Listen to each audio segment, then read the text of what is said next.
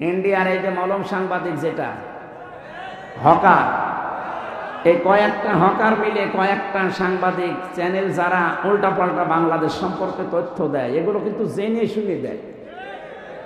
আপনি না জেনে হঠাৎ করে একটা কথা চলে এসেছে, ওটা যদি মিথ্যা হয় আপনি মাপ পেয়ে যাবেন।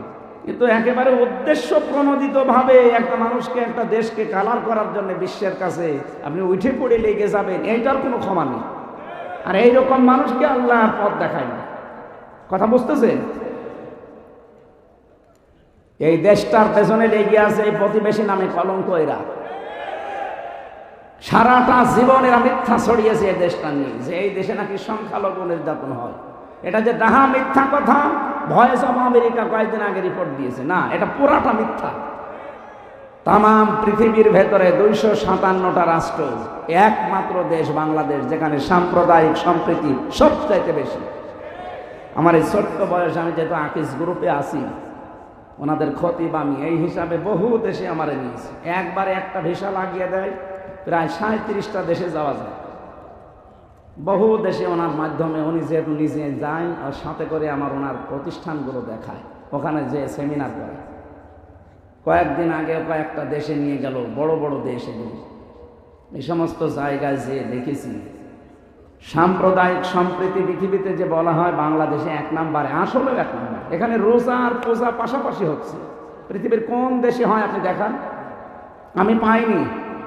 পৃথিবীর রোজা আর পূজা এক দেশে হয় একেবারে পাশাপাশি, আমি কোনো জায়গায় পাইনি, শুধু শুনেছি, পাইনি কোনো জায়গায়। বাংলাদেশে দেখেছি। মাইক্রোসফট এরা চালায় হচ্ছে খ্রিস্টানরা, অথচ এখন রিপোর্ট দিচ্ছে এই বাংলাদেশে আগস্টের 5 তারিখের পর থেকে আজ পর্যন্ত সবচেয়ে বেশি মানে শান্তিতে আছে, নিরাপদে আছে যারা অমুসলিম তারা। আমরা মুসলমানের হালকা পাতলা কষ্ট পাচ্ছি, কিন্তু ওরা নিরাপদে আছে। ওরা নিরাপদে আছে, এই জন্যে ওদের মুখ থেকে এখন বাধ্য হয়ে এই কথাগুলো বের হচ্ছে। কয়েকদিন আগে এই যে পঞ্চগড় আর মাগুরা, এই 2 জেলা থেকে 2 জন মহিলা গিয়েছিল ভারত।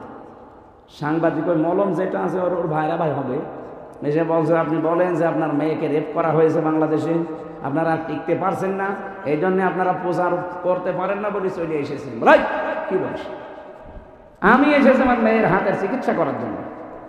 আর সবচাইতে বেশি আমরা নিরাপদে আছি আগস্টের 5 তারিখের পর থেকে।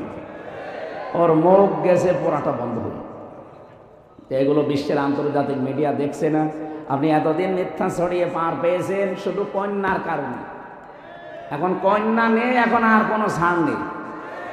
এদেশের মানুষকে যে ভয় দেখিয়েছিলেন, ওই ভয় আল্লাহ পুরাটা উল্টিয়ে আপনাদের দিয়েছে।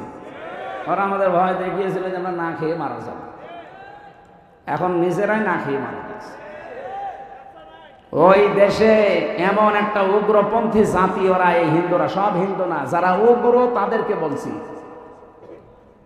এই মোদি সাহেবের মুরিদ যারা, এরা এত নিকৃষ্ট পর্যায়ে পৌঁছিয়েছে, খ্রিস্টান 2টা যুবতী মেয়েকে উলঙ্গ করে রাস্তায় হাঁটিয়েছে। ডোনাল্ড ট্রাম্প একজন খ্রিস্টান, কি সে বোঝে না, সে দেখেন, সে জাতে মাতাল হলো তাহলে ঠিক আছে। সে ক্ষমতা পাওয়ার পরে যে 20 তারিখে তার শপথ, ও অলরেডি বলেই দিয়েছে যে আমার মেয়েকে, আমার মাকে যারা উলঙ্গ করে রাস্তায় হাঁটাতে পারে, 16 লাখ ভারতীয় আছে আমেরিকায়, সব পাঠিয়ে দেব। আমি শপথ নেই। আমার মনে হয় দাদার ধুতি খুলল বলি। এখনো তো টের পাননি। এতদিন কন্যার কারণে দেশের মানুষ কিছুই বলতো না, যে মেয়ে দিয়েছি থাক, আবার অশান্তি হবে। এখন কন্যা চলে গেছে জীবনের মতো, আমাদের আর অশান্তির কোনো ভাবনা চিন্তা নেই। যা করবেন মেয়েরে নিয়ে করেন না। এই কথা বলেন না কেন? এই বিশাল পাথর যিনি সরালেন তাকে বলেন আলহামদুলিল্লাহ।